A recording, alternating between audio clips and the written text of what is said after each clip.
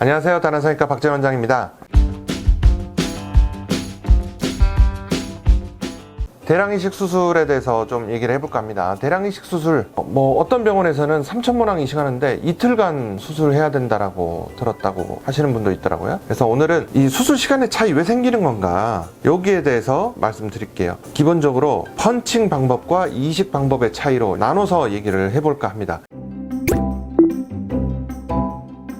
펀칭 방법의 차이인데요, 펀칭 기구를 보여드리려고 합니다. 요거는 매뉴얼 펀치입니다. 수동 펀치라고 얘기하는 거고요. 환자분의 뒤통수가 이렇게 있으면 모낭을 보고 손으로 이렇게 돌려서 펀치를 하는 겁니다. 하나씩, 하나.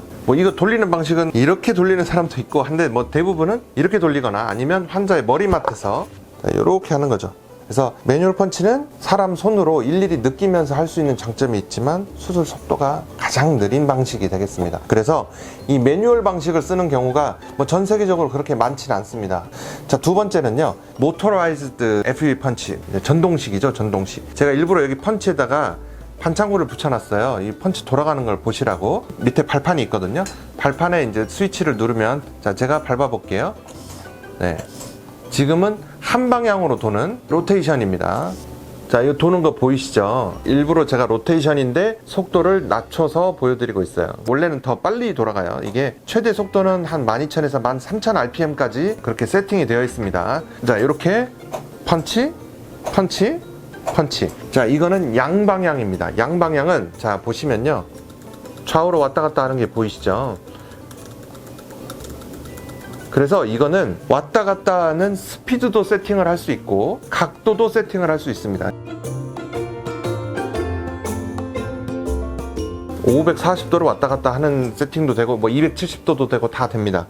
그러니까 양방향이 있고 한 방향이 있는데, 양방향보다는 한 방향이 더 빠릅니다, 수술 속도가. 그런데 항상 그런 건 아닙니다. 이 양방향으로 하더라도 피부 특성에 따라서 한 방향하고 거의 차이가 없이 그냥 쭉쭉 잘 펀치가 되는 분들도 있거든요. 그런 경우는 수술 시간 차이가 그렇게 생각보다 나진 않습니다. 저는 케이스에 따라서 한 방향, 양방향을 다 적절하게 사용하고 있어요. 그런데 제가 이렇게 발판을 밟을 때마다 펀치가 동작을 하잖아요. 경우에 따라서는, 또 선생님의 스타일에 따라서는 이거를 이 발판에 따라서 작동을 하는 게 아니고 컨티뉴어스 모드로, 연속 동작 모드를 쓰는 분들이 있습니다. 그러니까 스위치를 딱 밟으면 계속 돌아가는 거예요. 우리가 총을 쏠 때도 마찬가지인데요, 정지 상태에서 쏘느냐 뛰어가면서 총을 쏘느냐 차이죠. 뛰어가면서 총을 쏘는 거죠. 쏘고 멈추고가 아니고 계속 쏘는 겁니다. 펀치가 움직이면서 계속 하는 거죠, 이렇게.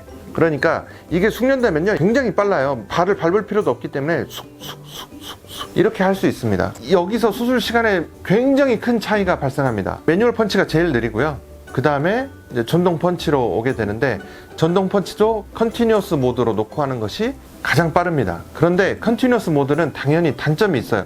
이게 무빙샷을 하는 거랑 같기 때문에 정확성이 조금 떨어져서 모낭 손상이 증가할 수 있습니다. 또 하나는 머리카락을 제치고 들어가서 모낭을 하나씩 펀치해야 되는 이 무삭발 비절개에서는 이 컨티뉴어스 모드가 상당히 어렵습니다. 계속 이게 돌고 있으면요, 이 모낭이 여기에 다 꼬여버려요. 펀치를 어떤 걸 쓰느냐에 따라서 수술 시간이 차이가 날 수 있다라는 것을 말씀드렸고요.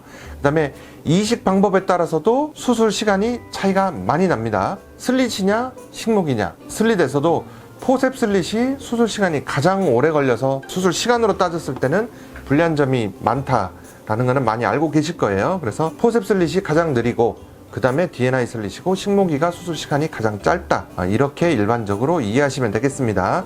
제가 일반적인 수술 방법에 따라서 이렇게 수술 시간이 차이가 나는 것만 말씀드렸는데요, 물론 여기에 의사나 그 수술팀의 스킬, 기타 서포트 해주는 장비, 여러 가지 시스템, 이런 것들에 따른 차이는 따로 생각을 하셔야 됩니다. 또 하나는요, 물론 전체적인 수술 시간도 있지만 TOB, 모낭이 체외에서 머무는 시간을 훨씬 더 중요하게 생각해야 되는 것도 맞는 얘기입니다. 그리고 어떤 모낭 보존액을 쓰느냐도 되게 중요합니다. 저희 병원은 기본적으로는 TOB는 2시간 이내로 지키려고 하고 있고, 그러나 모낭의 상태, 수술 진행 상황, 환자의 컨디션, 두피의 컨디션 등에 따라서 조금씩 저희가 그때그때 상황에 맞게 조절을 하고 있습니다. 결론적으로는 저희는 한 5,000모낭까지도 다 이식을 하루에 끝내거든요. 그러니까 3,000모낭이라면 사실은 뭐 스킬이 있고 그런 선생님들이라면 대부분 하루에 끝내는 게 맞지 않나라고 저는 기본적으로 생각하는데요. 너무 막 서둘러서 하려고 하면 아무래도 모낭 손상이 올라갈 수 있고, 그렇다고 너무 느려도 문제입니다. 그래서 적절한 수술 시간을 가지는 것이 좋다라고 생각해요. 다만 똑같은 조건이라면 조금 짧게 하는 것이 더 유리하다라는 것은 변함없는 명제이지만,